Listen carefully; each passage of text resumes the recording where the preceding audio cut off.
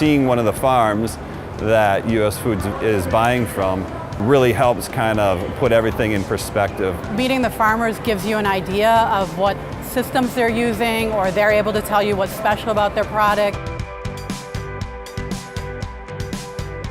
Because we're based here in Minnesota, we really want to connect with culinary experts and ultimately the consumers. I really applaud US Foods for bringing everybody out here, giving us a chance to interact with them, because it's not easy for us to do when we're working on the farm. We've welcomed the Serve Local program, and I would say the major way it really helps Forest Mushroom succeed in marketing our product is that it helps the chef identify, say that maybe the first time they get the product that has the sticker on it, they realize, oh, this is locally grown. I didn't know that before.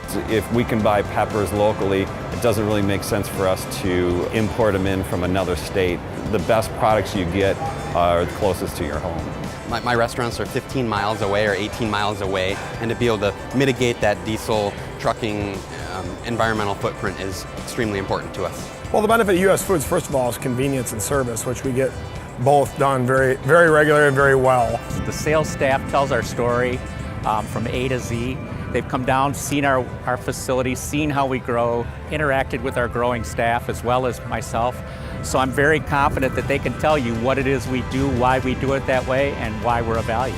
If we didn't have US Foods doing a produce program like they do, we would have to source multiple vendors. At Red Cow and Red Rabbit, US Foods is our broadliner and really is our primary food partner. We buy very little from anyone else. And so for US Foods to be into the sustainability and have their whole sustainability program and buying local and sourcing local when applicable is a huge important ingredient to our partnership with US Foods. The Serve Local program, partnering with US Foods, has basically really given us I'd say an edge in getting our product out to everybody. It was pretty neat to be able to show everybody where we're at, what we do.